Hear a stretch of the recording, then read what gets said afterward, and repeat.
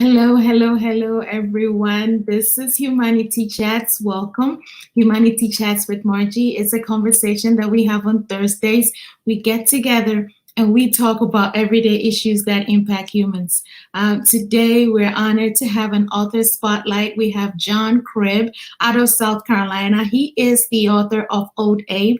And we're going to get to talk to John, learn about his writing process, learn what is truth and what is fiction in his book, and just talk to him about some everyday issues and get to know John better.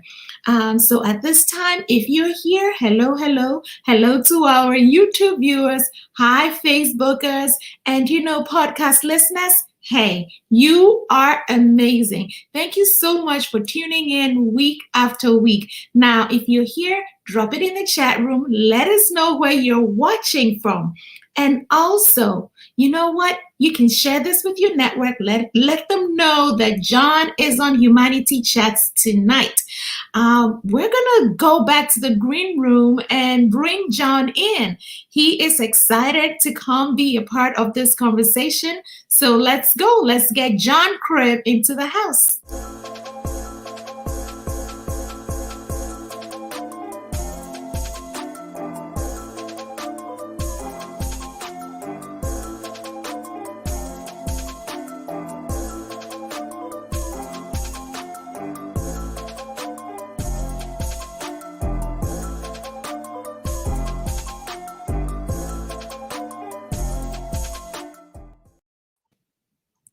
Hello, hello, John. Hey, Margie, how are you? I am good. It is good to see you, and you're all smiles. I'm all smiles, and I've been looking forward to your smile all day long because you have one of the best smiles that I know, and maybe the best smile in Spartanburg County, South Carolina. So I've been looking forward to this. Well, John, thanks for the compliment. I don't think my family would think the same. They probably think that when I smile, it's scary, Yeah. Well, my family would say the same about me. So. Well, viewers, welcome everyone. This is John. Now, before we get started, we would like to know a little bit about John. So give us a background. Who is John? What does he like to do? And what are some of his favorite things? Well, I was born in Spartanburg, South Carolina.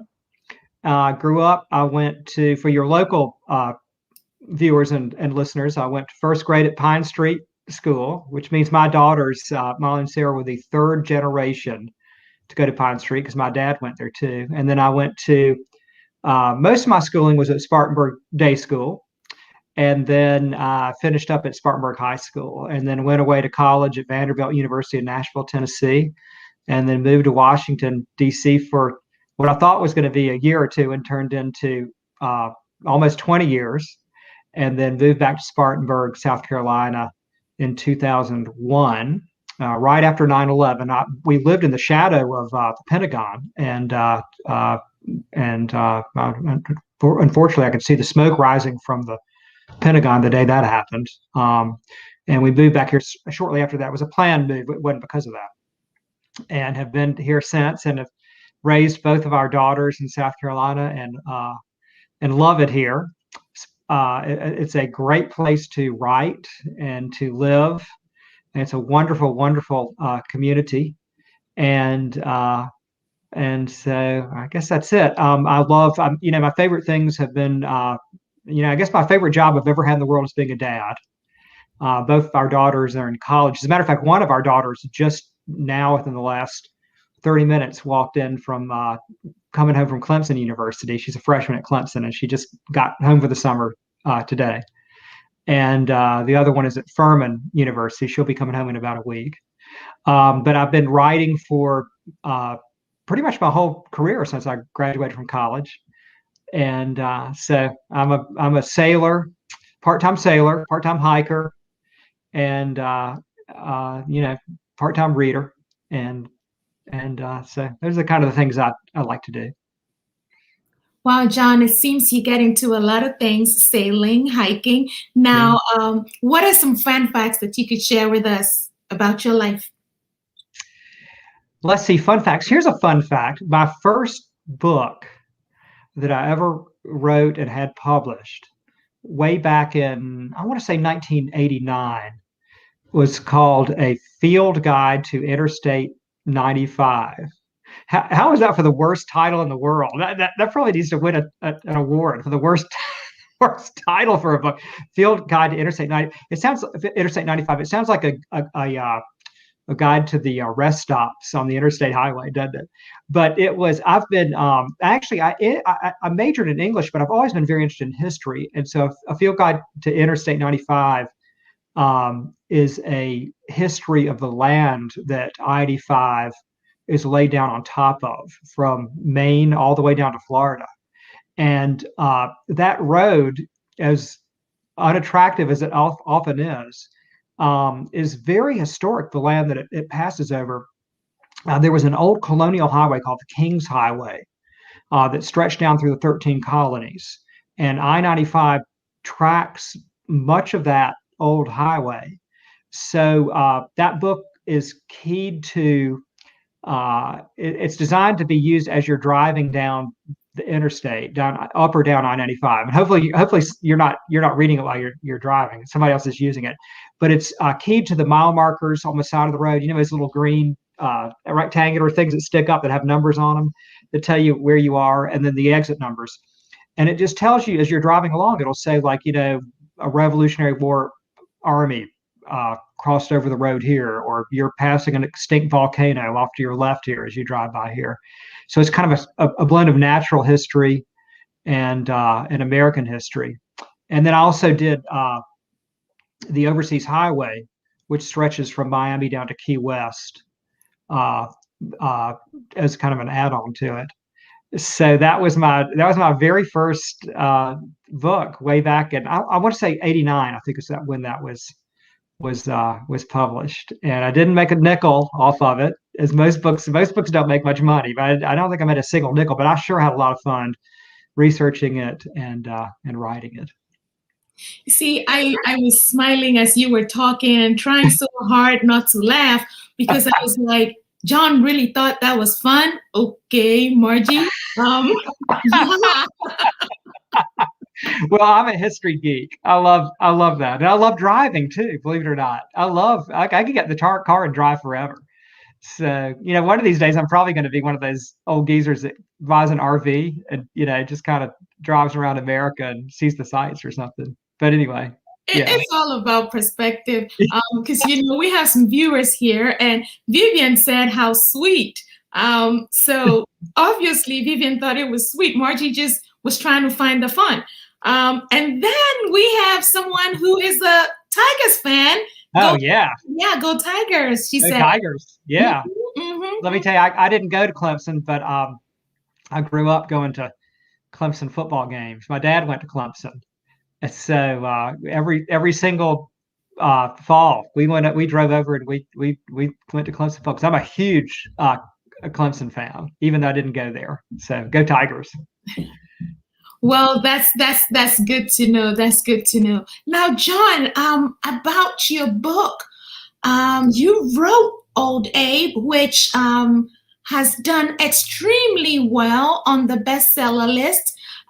Viewers, this is Old Abe, a book by John Cribb. Yes, you know, at some point, I think it was on the New York Times bestseller list, wasn't it?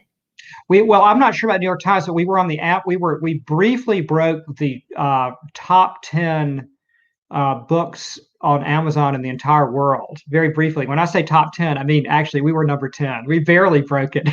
it was very brief. It was just for one day, but we did crack that nut. We got into the top 10 of all books sold globally on Amazon for one day. I think that was in March. I think so. We're an official Amazon bestseller, and yeah, I've had a couple of other books on the New York Times bestseller list.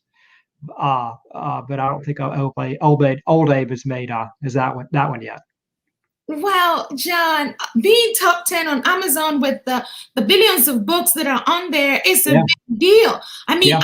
I am an author, and my books, The Shimmigrant and Same Elephants, have not made it to the top 10.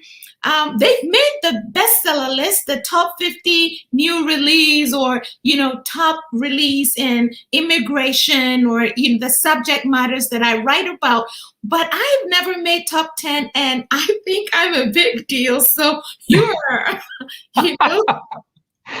Well, thank you. But one of the, and Amazon, of course, comes in for some criticism. But one of the nice things I think is that they do break down their bestseller lists into categories like that, which is important because that's what people are interested in. So cracking the top 10 in any number of categories like that, like immigration and other categories, I think is a great thing. And kudos to Amazon for doing that, because just having one single bestseller list like the New York Times doesn't really serve, I think, a great purpose.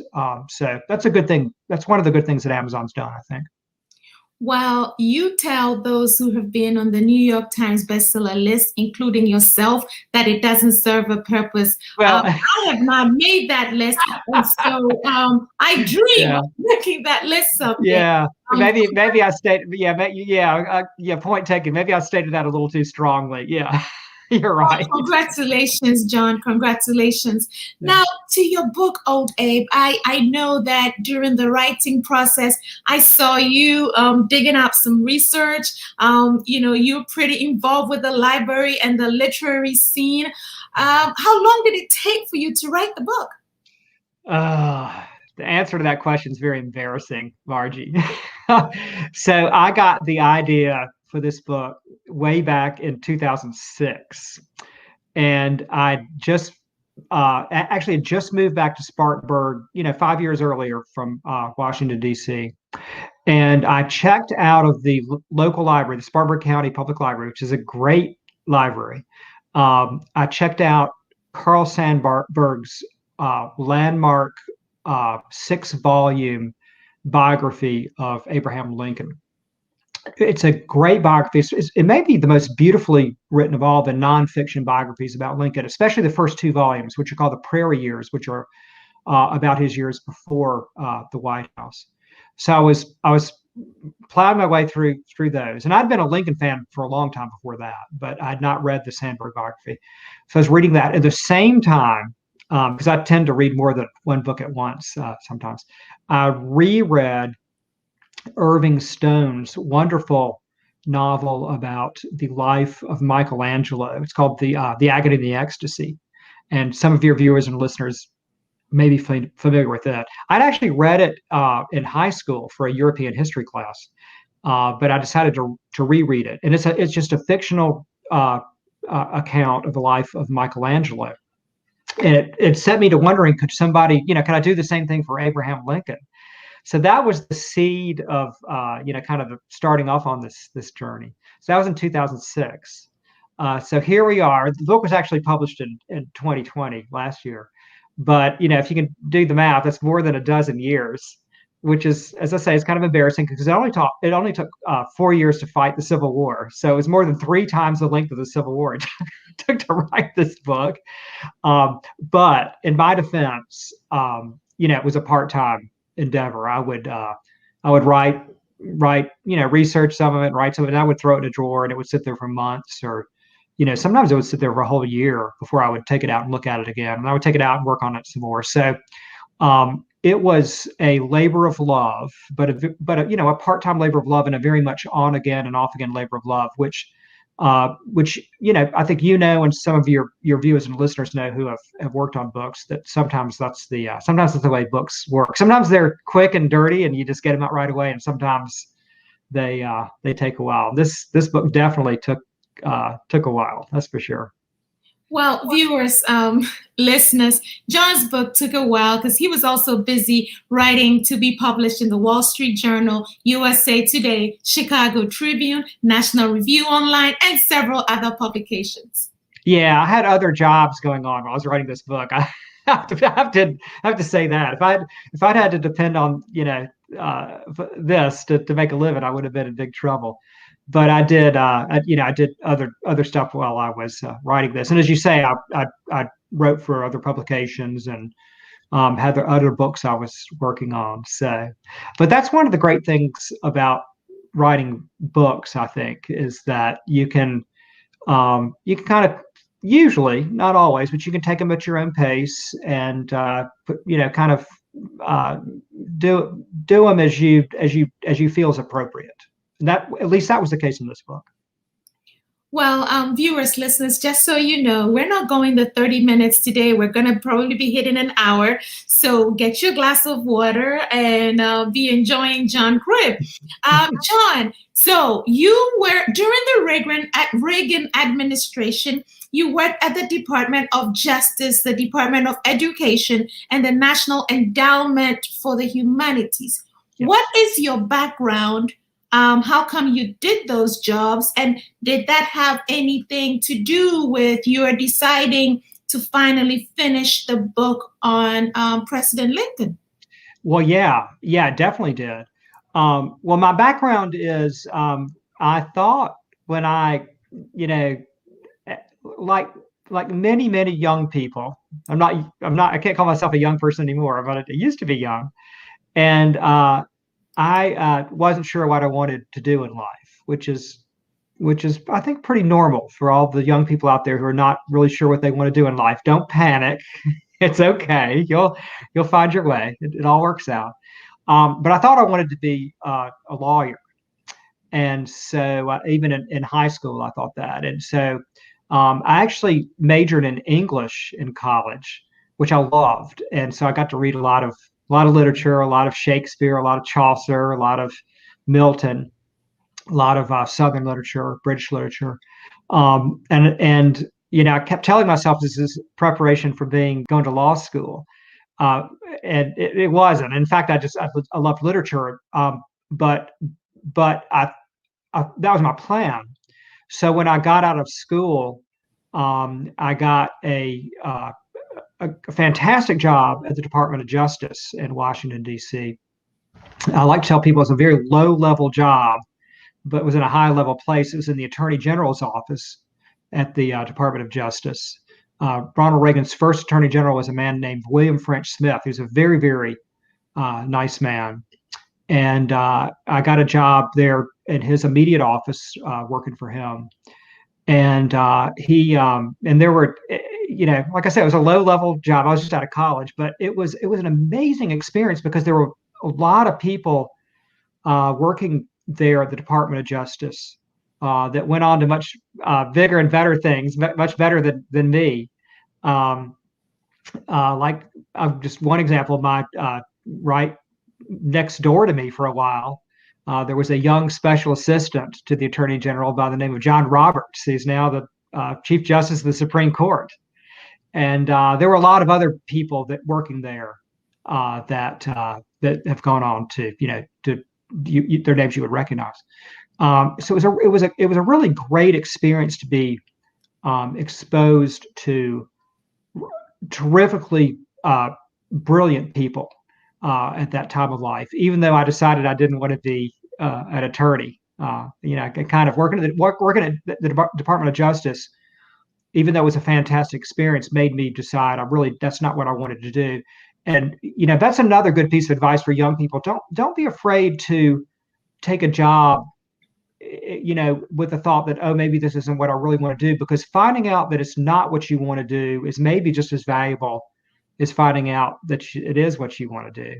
But anyway, yeah. And then while I was working there, I met Bill Bennett, who at the time was the chairman of the National Endowment for the Humanities, which is a agency in Washington, D.C., which funds projects in literature and history and the humanities in general.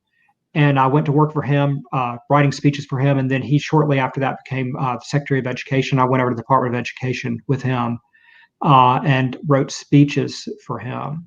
So not only did these jobs get me into the world of writing, because even at the Department of Justice, I was very, very lucky because the folks there who were writing speeches for the Attorney General took me under their wing and offered me the chance to write some stuff. So it was an entree into writing, and it was also an entree into the world of American history and the world of American politics, which is all fascinating, and the world of Abraham Lincoln, because I spent a lot of time, kind of delving into the world of Lincoln when I was all those years I was in Washington. One of my favorite things to do was to go to the Lincoln Memorial. It's my favorite memorial in Washington, as you can imagine. And those of your viewers and listeners who have been there know what a fantastic place it is, and those of you who haven't, go there. It is a magical place, just to stand in the awed silence of that once you get up to that you have to climb this long flight of stairs to get up there, but you stand there, and there are often many, many people in there, but they are very respectful, and it's and I've been there many times, and one of the striking things about it is how quiet it is, because people are in awe of Lincoln and his legacy, the people that go there. So I soaked up the kind of the history and legacy of Lincoln while I was there in Washington, D.C., and it no doubt led me to eventually write this book. Thank you for sharing, John. And you mentioned about people being in awe when they go to the Lincoln Memorial, and with the past events and what we have seen happen at the U.S. Capitol, I hope that that our fellow Americans will continue respecting the institutions and give reverence where reverence is due. Yeah, as you were talking, the chat room was also going. Dr. Vivian says she's still finding her way when you talked about trying to figure out what you wanted to do for a job. And so, yes, and so you have people supporting what you're saying.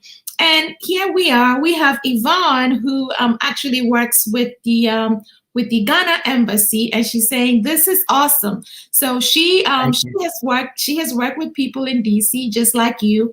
It's just that she's been on the other side because she's worked with the Ghana embassy. There are folks here who are saying, "Wow, that's impressive, John." So yeah, John, you are impressing the folks. Now, I have a question for you though. Your book, Old Abe, is supposed to be a work of fiction, right? Yes. How is that? How could you stay faithful to the historical record and still, did you embellish anything in there? Yes. Yes and no. Like most things, it's a complicated answer, right?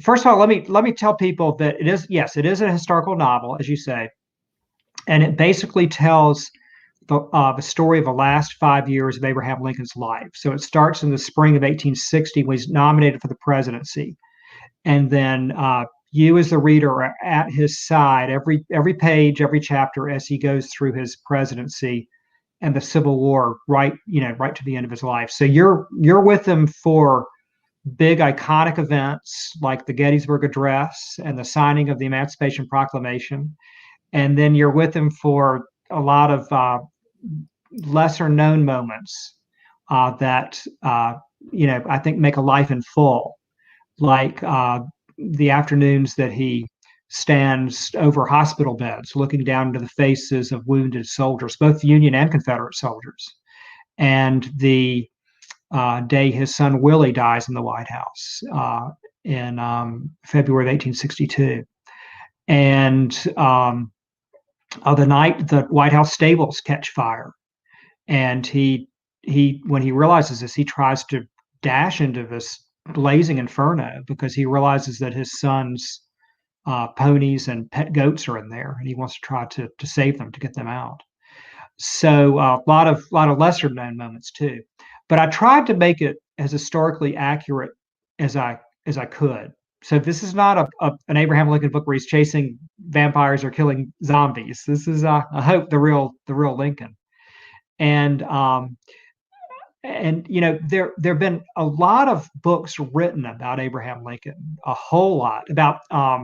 About 10 years ago or so, somebody counted all the, or he tried to count all the books that have been written about Abraham Lincoln. He got up to about 15,000. I think he just stopped.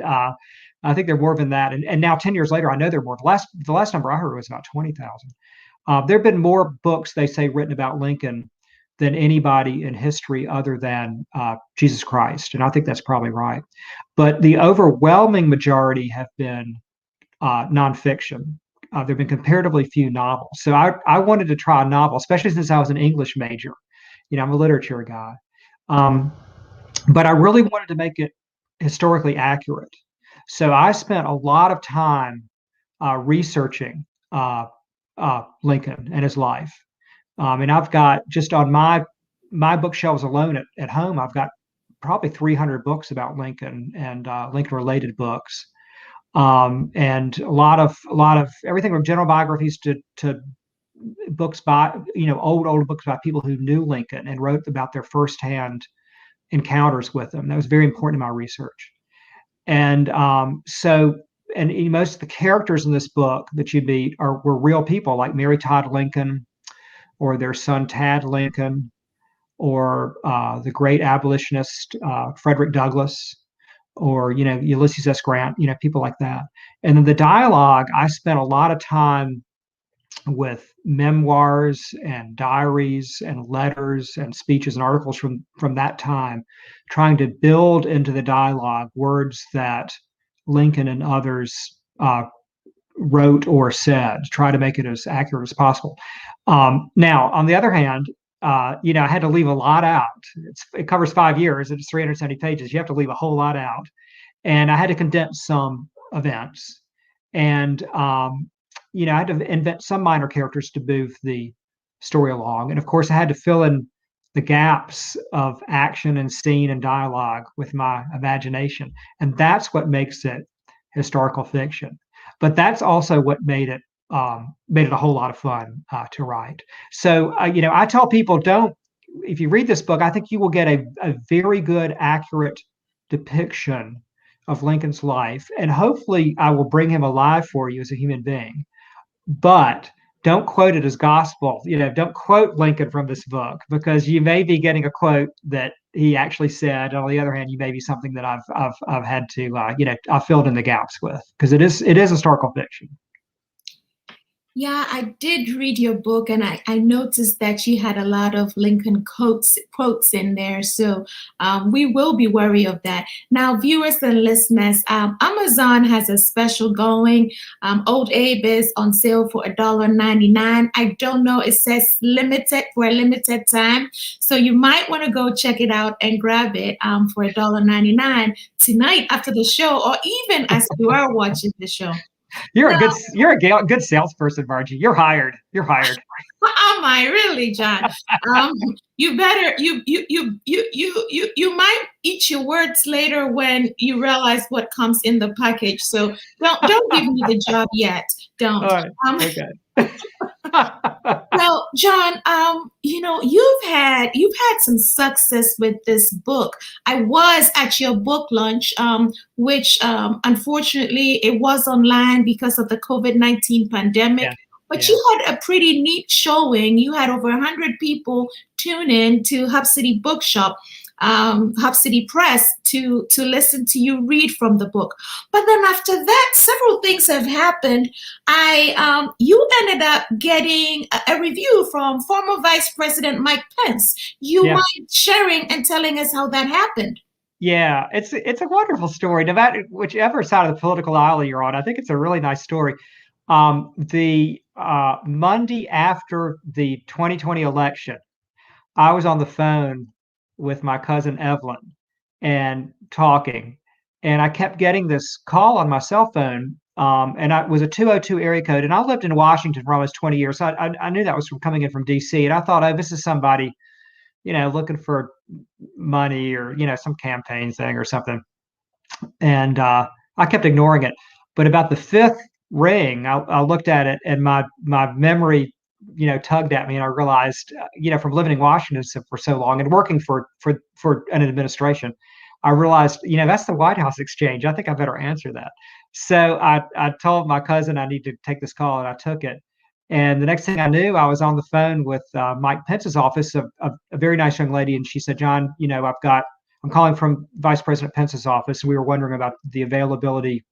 Could you speak with him today?" And I obviously said, "Whenever he wants to talk." I've never met Mike Pence.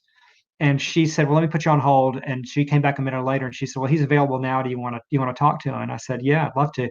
So before I knew it, I was on the phone with Mike Pence, and he said, "John, I know we've never met, never talked, but," he said, "I had to track you down." He said, "I just wanted you to know that I finished reading Old Abe last night, and I'm a huge Lincoln fan." He said, I'm from Indiana, which is where Lincoln did most of his growing up." And he said, I wrote my college senior thesis on Lincoln. I'm sitting here in my office in the White House. I've got half a dozen Lincoln books on my shelf right next to me.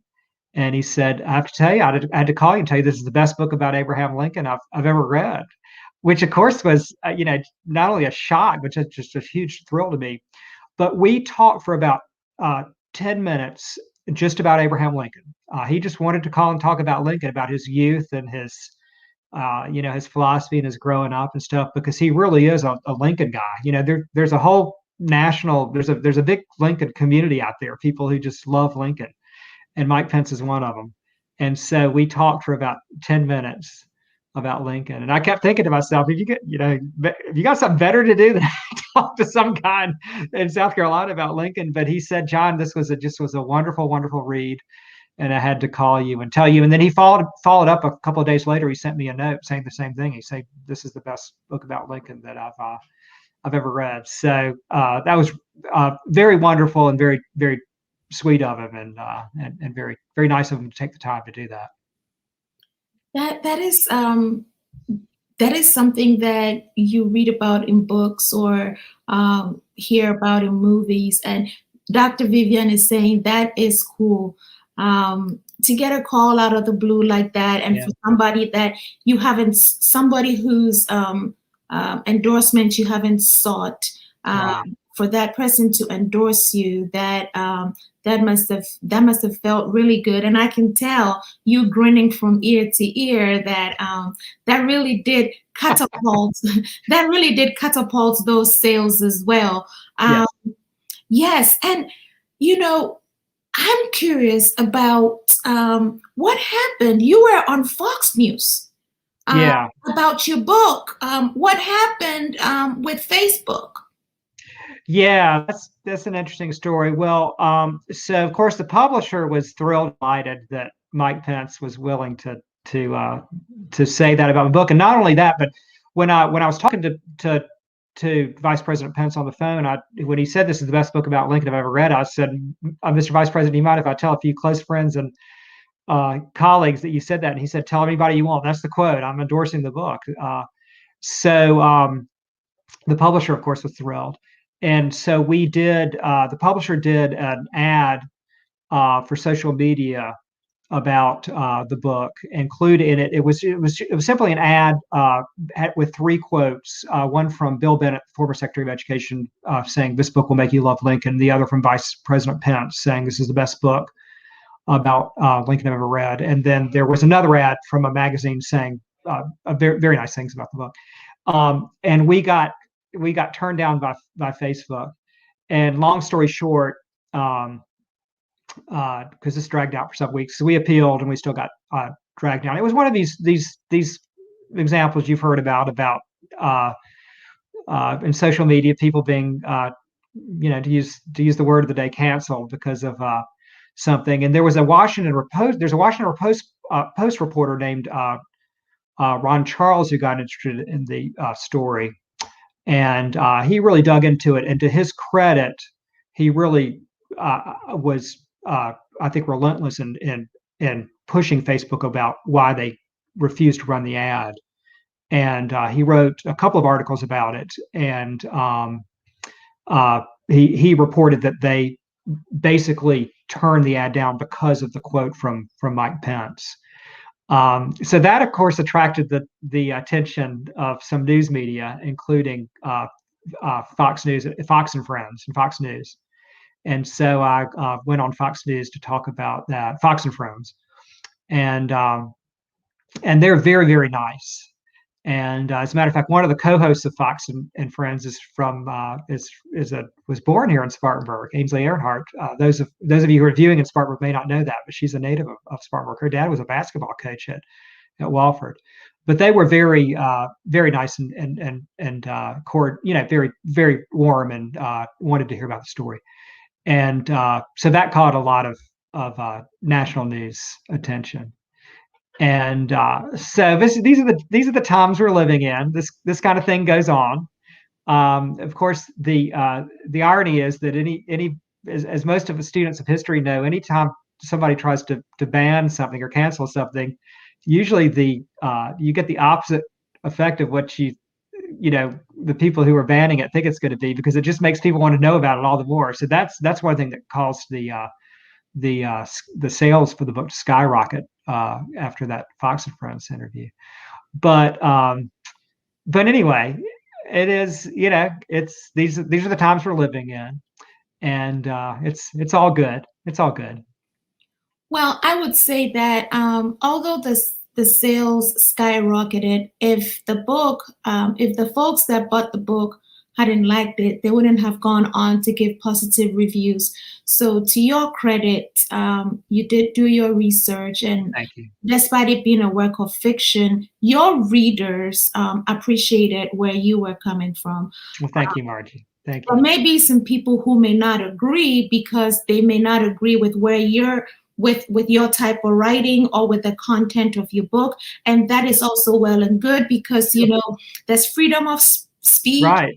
We all have the freedoms to believe what we would rather believe in. And I learned long ago that because I've been in the book writing business for a long time, and people's opinions of books are highly personal and subjective, and that's all and good and great.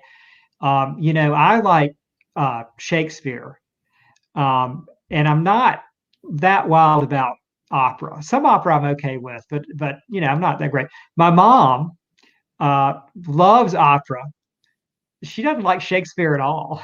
So that's just the way it is. People. I think it was Thoreau who once said, "It's a good thing we don't all live at the foot of the same mountain, because if we did, we'd be in all kinds of trouble." The world is a wonderfully diverse place, full of all kinds of people with different opinions and different likes and different views, and that's a good thing. So I don't expect everybody who reads my book to like it, but of course I love it when they do like it. I'm very happy when they do like it. So, and as you know, every writer wants people to love their book. Oh yeah, me three. Yeah. We have a question.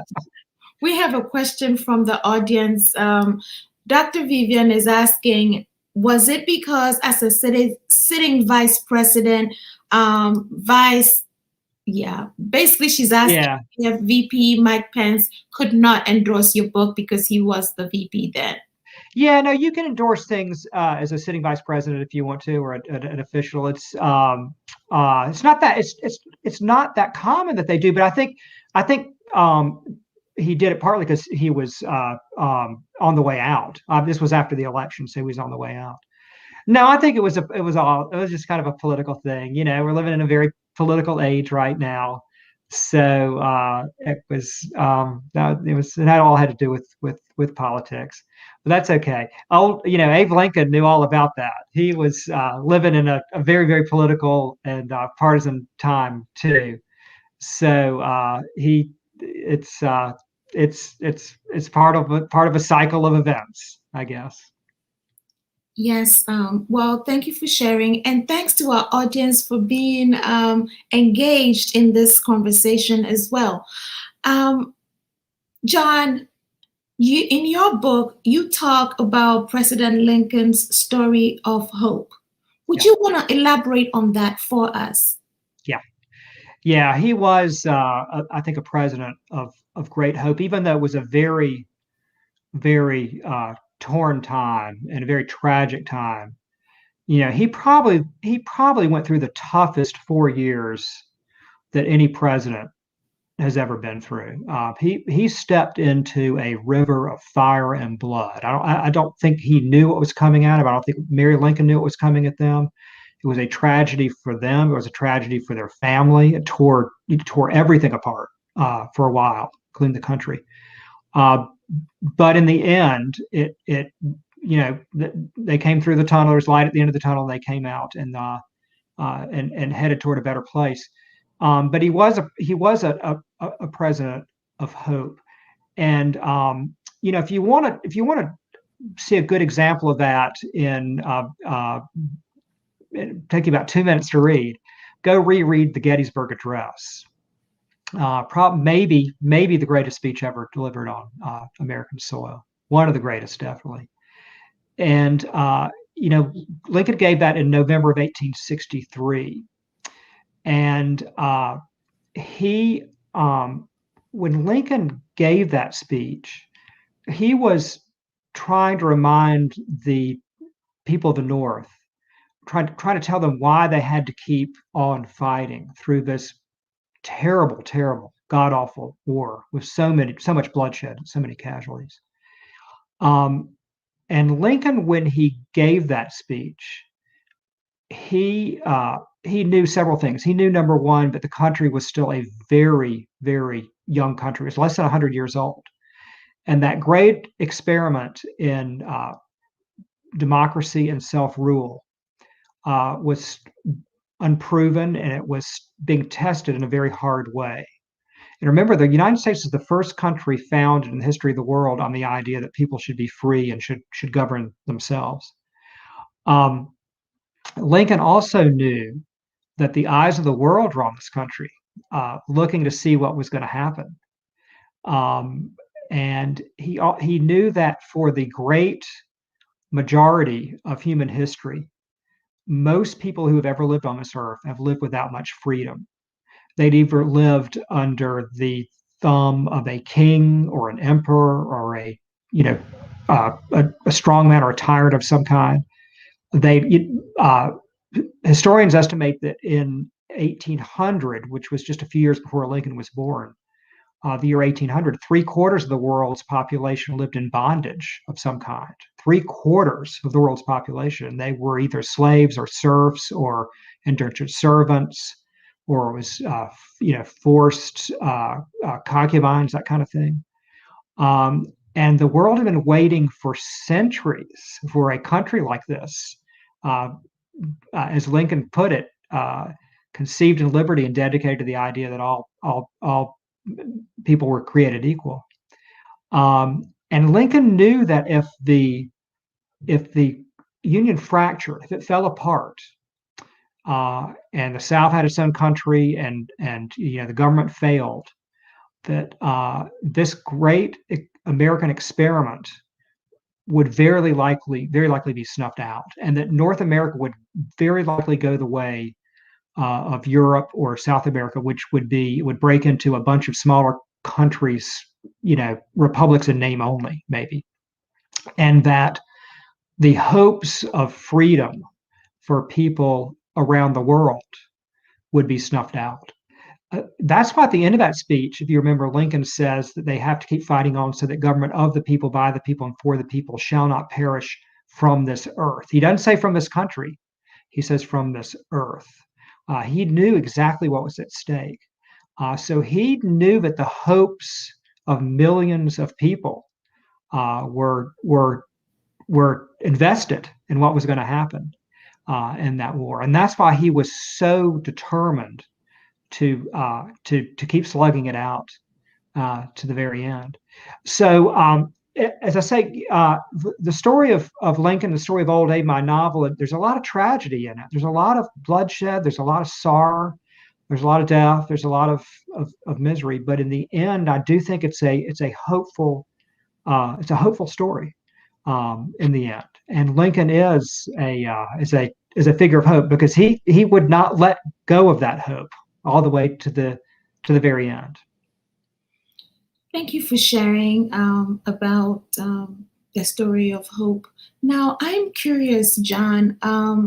There is also that theory that as much as Lincoln believed in freeing the slaves, he did not think that Black people were as equal to white people. For lack of a better way to frame what I'm saying. And so with all your research, could you please answer that for me? Yeah, sure. Well, Lincoln was a product of his times, as we all are. He lived 150 years ago. So it is true that he said and did some things that today strike us as very jarring and frankly, to modern ears, bigoted. For example, during the Lincoln Douglas debates, at one point he said, "I never expect the Black people to be the social equals of whites." But there are very few instances of him saying something like that. And in the whole, and take it from somebody who has studied his life a lot, he was somebody who bore nobody any ill will, and he fought very, very, very hard for that all Americans would eventually have the share in the legacy of the Declaration of Independence, which was Lincoln's favorite founding document. And he said again and again that if slavery is not wrong, nothing is wrong. And he said the Black people have been treated worse than any other group of people. It's well. Let me tell you one story, and then I'll kind of tell you my thoughts about this. A lot of people may not realize that Lincoln not only did he obviously sign the Emancipation Proclamation and was helped lead the fight. I mean, there were a lot of people involved. There were a lot of people, both Black and white, involved in the fight to free millions of enslaved Americans. So Lincoln helped lead that fight. He wasn't the only one, but he helped lead it. But he also, you can make the case, literally died in the fight for civil rights for African Americans.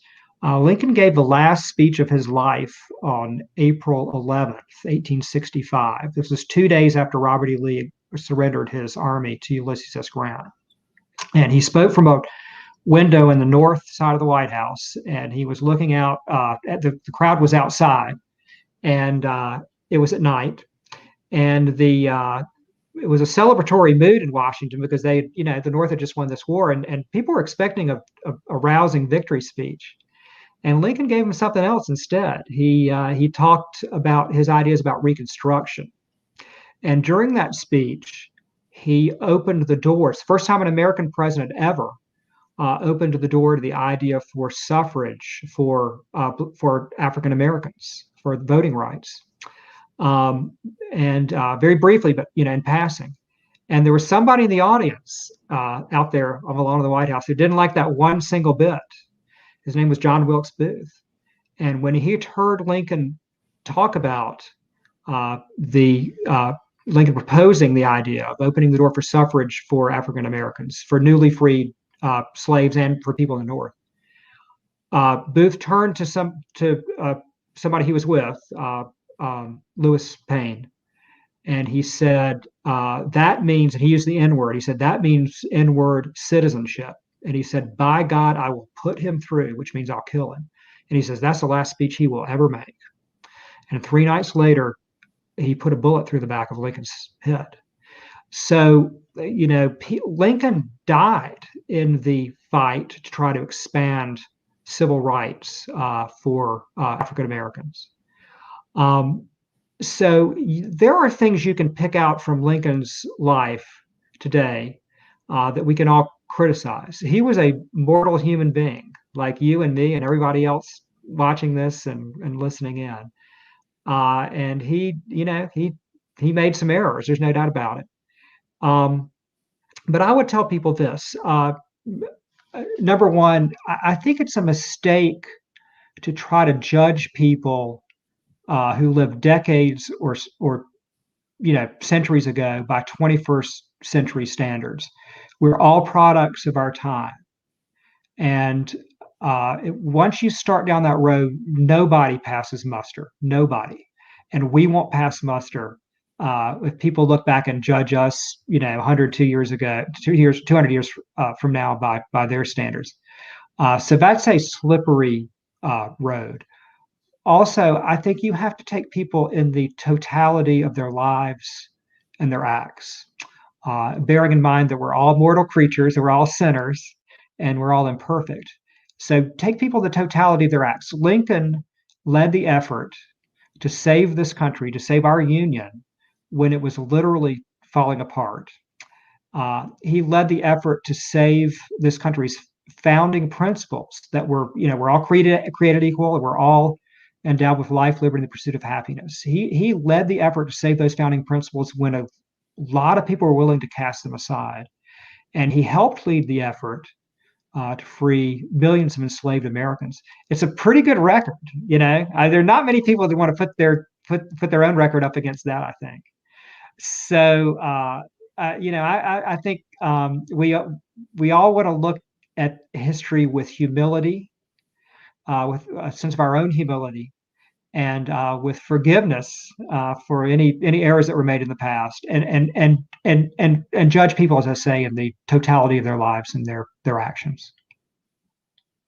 Well, thank you for sharing, John. And I have so many questions concerning President Lincoln. I know you're a history buff, and we might want to have to get into that later because we could go on and talk for over 4 hours. I have questions about colonization and Marjorie, I could, you know what? I could talk about Lincoln forever.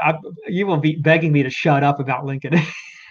Well, let's make a date to talk about that another time, or we could even bring you back on the show and delve further deeper into President Lincoln's legacy. Yeah. Now, are you working? My next question is: are you working on a sequel? Do you plan on writing more? Well, I'm working on a prequel, I guess, and we'll see if it ever sees the light of day. I don't know if it will or not, but I would love to do a book on Lincoln's years before the White House, because in some ways it's the most fascinating part of his life, is how this guy got from a log cabin out in the middle of nowhere on the frontier to the White House. And I've got a manuscript, but it needs some massaging and editing, and as a writer, that's part of the process. Is you don't just write it and say, oh, I'm done. You gotta rewrite it some. So I got to work on it some. So we'll hopefully that will see the light of day, but we'll see. Well, with your success, I'm pretty sure your publishers would likely grab that up, or another publishing outfit will be glad to publish your work. And so, keep at it. And your readers, I'm sure, are wanting to read more from you. Well, thank you, Margie. That's nice of you. I hope so. I hope so. That's what writers want. They want readers to read what they write, right? Yes, we want people to read our work. There's nothing painful like writing something that nobody is ever going to read. I still feel warm and fuzzy inside whenever I get a new review. My first book, The Shimmigrant, came out, and you were at that book launch. Thank you so much. Yeah. Yes, that was a fun night. It came out in 2019, and I still have warm, fuzzy feelings when people tell me that they loved the story, or that they identified with some of the characters in there. And so it never gets old. It never gets old. Yeah, that's right. That's one of the, we should say as fellow writers that um, if we one of the wonderful things about writing is we get to touch some lives, even people that we don't know well or may not know at all. We do get to touch some lives, and sometimes it's just an occasional life out there. But when you hear from somebody who says, "Oh, I really liked your book and it meant a lot," and you've made me think, then that makes it all worthwhile, doesn't it? Yes, it does make it worthwhile. John, I cannot believe that so soon. It's almost an hour since we started talking. Time has flown by. We're thankful to Innovation Abound and for sponsoring us. We are also, thank you to the Margie TV team for the support, for the graphics and everything.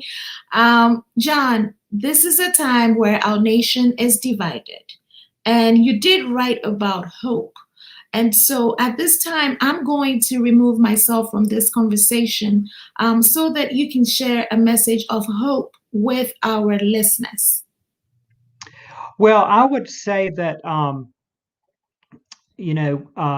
one, I would say to listeners, go read the last paragraph of Lincoln's first inaugural address, and go read the last paragraph of his second inaugural address to give you some hope and to remind us that we were all Americans together. In his first inaugural address, they were heading into the Civil War, and Lincoln addressed everybody, and he said, we are not enemies. He said, we are friends. We must be friends.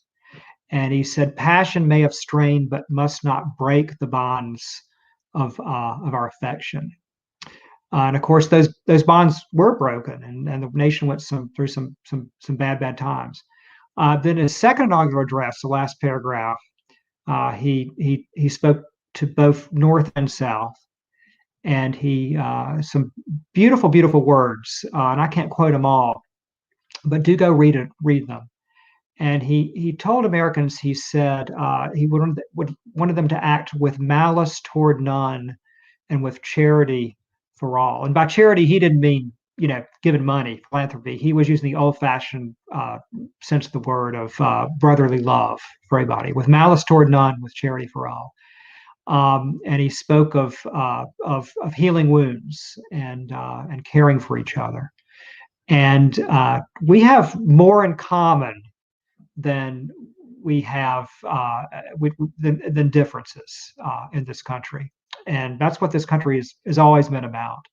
So I think if we remember what we have in common, then we will once again overcome divided times.